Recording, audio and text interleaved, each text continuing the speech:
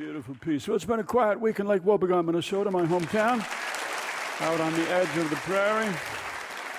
It's been a cold winter, but now it's warmer. It's up in the 30s, and so it's not all that bad as long as it's moving in the right direction, and the sun is coming up earlier in the morning, and people are starting to feel cheerful about all of this. Sunshine is the crucial thing. They don't measure that in that so-called misery index. They measure snow depth and temperature. But as long as the sun is shining, this keeps us sane here. The hardest winter I ever spent was in Copenhagen, where it was deep clouds and rain for a month and a half at a time. That's hardly bearable.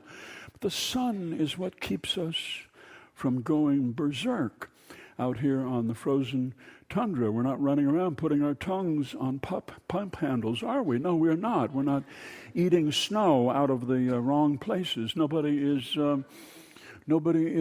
cutting a hole in the ice and jumping in and diving in and swimming to the next hole 30 yards away. Finnish people do that, but we don't do that because the sun comes out here, and that has to be taken into consideration. People who say this is the toughest winter in 35 years, I don't think so. As long as the sun is shining, it's all bearable. Yes, I admit that in Lake Wobegon, Mr. Magandance went out with a flamethrower on Tuesday, and he was just tired of shoveling snow, I guess, and he was trying to melt the ice on his sidewalk, which was treacherous, and Gary and Leroy, the town constables, had to come up and yell at him to stop that. I mean, here he was. He had fuel tanks on his back. He's wearing a football helmet. He had this nozzle that was shooting 30 feet of flame out in front of him. They yelled at him, and he turned to see who it was, and this flame went shooting towards the cops. They had to duck down behind the car. They called for the fire department. The fire department came. His wife was screaming at him from the house. The siren came screaming up the hill. He kind of got confused, and he dropped the nozzle, and now it was leaping around like a fire-breathing snake all over, and 4 firemen dashed up and pinned his arms, and they grabbed hold of him. He burned a big hole in his front lawn, and he'd scorched the front of his house, but nobody had really been injured at all, and that did provide entertainment for several days, so you couldn't really be angry at him. But you think, what if it had been cloudy? What would he have done? He would have gone berserk. There would have been a terrible, terrible scene in Lake Wobegon. No, as long as the sun is shining, there's hope for us somehow. Larry, the custodian at Lake Wobegon Lutheran, was trying to chop ice on the sidewalk alongside the church, and he looked through a basement window, and there he saw Mrs. Bradvolt with her dress pulled way up. She was showing other women the bruise that she'd gotten from falling on the ice. And he had never seen her bare legs or seen that she wears lilac underwear. He had never thought about this before. But there she was, and she was holding it up, and the sight of those enormous white thighs and the undies and that gorgeous rump where she'd pulled her undies down to show off this purple and green scar, bruise, inflamed his heart. And he was filled with lust for her. Goodness knows what he would have done, but the sun was shining. And so he chopped ice some more, and he went down to his office down in the boiler room, and he laid down and he took a nap. People are sleeping a lot. It's good at this time of year. It helps to pass the time as we wait for more sunlight. Daylight saving time starting tomorrow. Don't forget that.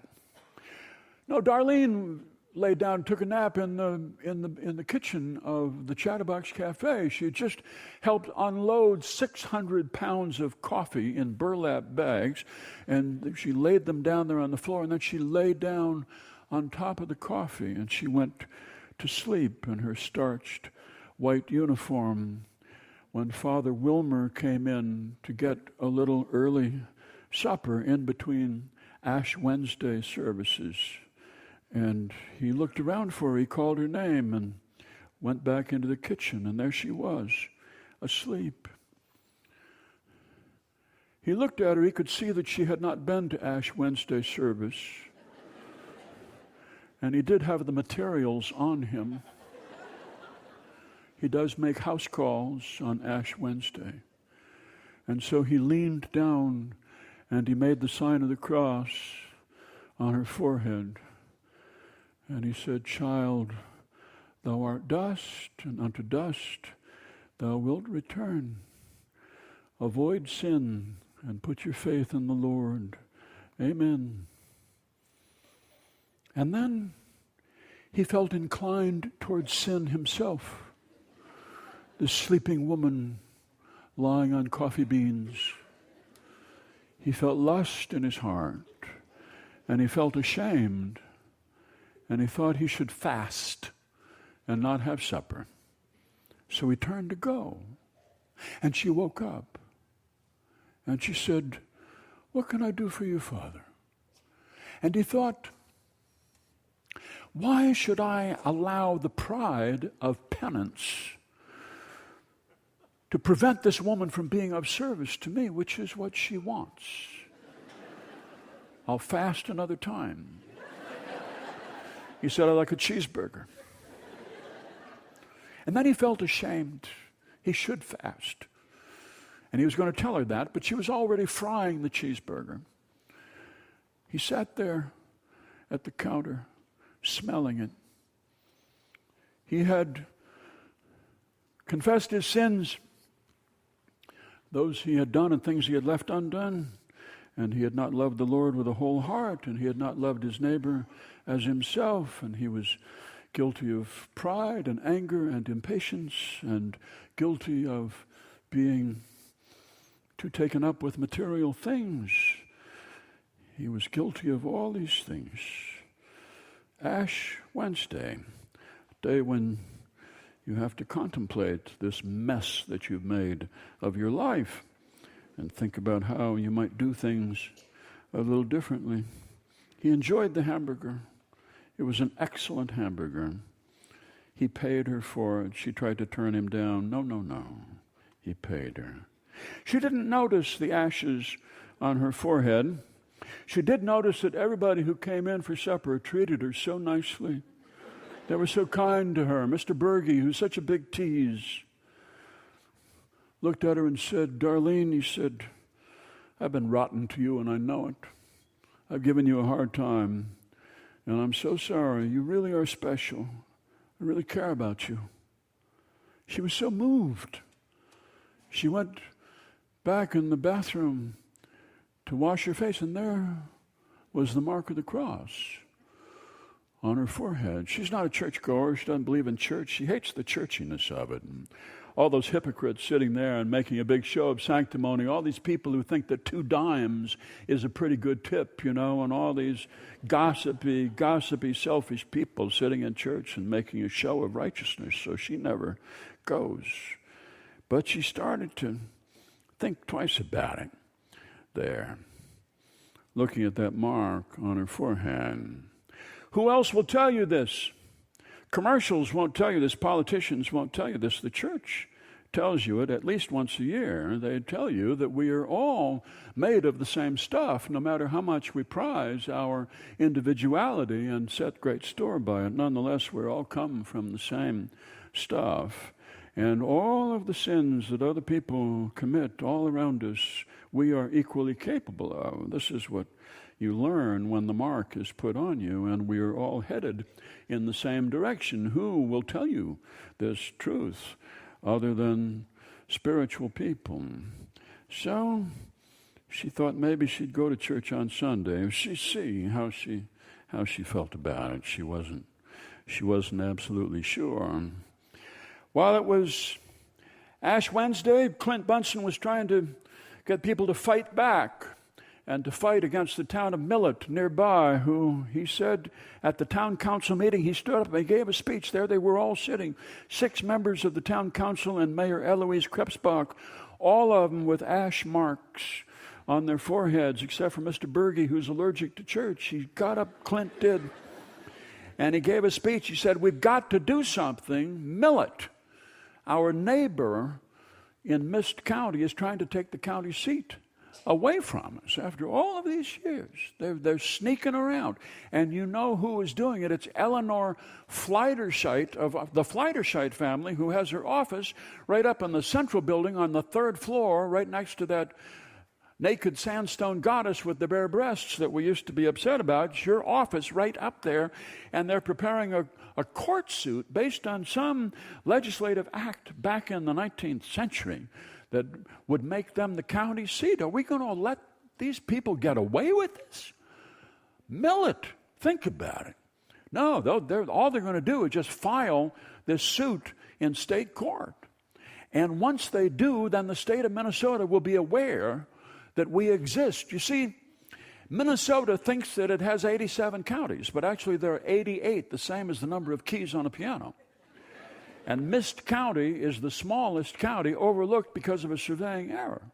And once the state of Minnesota becomes aware of us, they're going to send inspectors up here and auditors up here, and they're just going to make our life terribly difficult. People from occupational safety are going to come up here to teach farmers that manure is slippery, and they ought to wear golf shoes when they're working in the barn. Health department is going to come up. No more potluck suppers up here. All these people are going to come up and lay down rules. The highway department is going to make us cut down all the trees within 50 yards of a highway. No, it's going to be miserable. We've got to do something about this. Now, well, what can we do? They said, well, he said, I'm here to tell you. She has written out the petition, and she put it in a big manila envelope, and she took it down to the post office, and she gave it to Mr. Bowser, who was holding it on my say-so. It's addressed to district court down in St. Paul, and he's holding on to it. And all of us, we need to be united. Go down to the post office tonight, and we'll each take a match, and we'll light that match, and we'll each, at the same time, put a match to that manila envelope and burn it. They said, well, that'd be against the law. Well, he said, sometimes the law needs to be broken. That's all. Millet, think of it. Millet, the county seat. What sort of example does that set? Our children beat their children in SAT scores 2-1 every year. Our kids go off to college. Their kids go off to unemployment and drinking alcoholic beverages. I mean, they'd have no debate team there. The only thing they have is a football team. And yes, they do beat us because they're filthy, ignorant savages. But we can't let them take the county seat, can we? Well, on Ash Wednesday, evidently we could. It was that spirit of penitence at the wrong time. Meeting was adjourned without action, motion tabled. People went off out into that spring evening, spring in Lake Wobegon. The icicles were dripping, the snow was melting.